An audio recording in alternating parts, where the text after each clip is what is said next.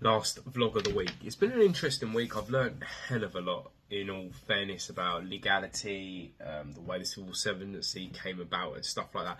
But it's also had a concept of a spiritual week for me as well, because I've learned a lot about myself again, that there's a lot of stuff I know, but there's also a lot of stuff I don't know. And at times it's been challenging, other times it's been a bit like, okay, fair enough.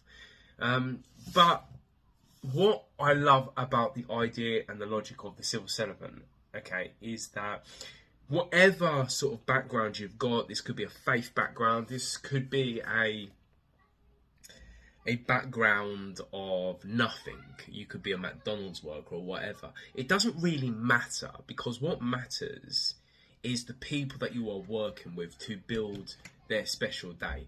And that special day could be a spiritual day. That day could be a, what you'd say, non-spiritual, and just sort of like more of a lot of William Shakespeare sonnets. But there's nothing wrong with either of them, okay? These bespoke services can be spiritual or they cannot be spiritual, and there's nothing wrong with that.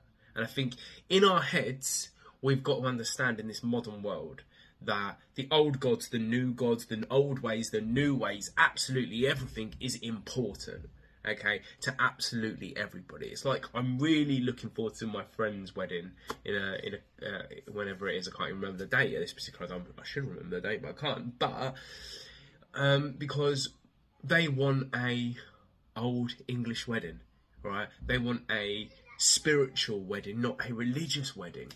They want the old ways of doing things, in the sense of kind of finger brackets pagan, maybe, if you want to call it that, or whatever.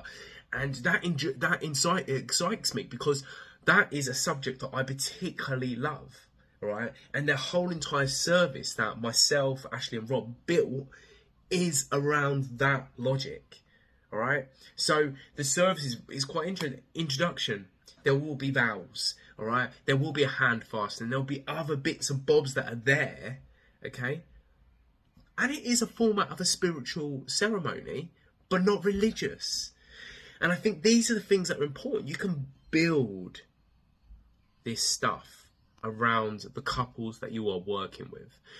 And that is one of the important things why this industry I want to go into so badly, because I am a people person when it comes down to it. I want to work with people and stuff they love. I want to tell their story. I want to work with them to make their day beautiful. It could be naming, it could be weddings. I mean, even a funeral can be beautiful. And I know people sometimes cringe when I say stuff like that, but they can. They can, because a funeral is a celebration of somebody's life. And I think that is the most important thing to me personally.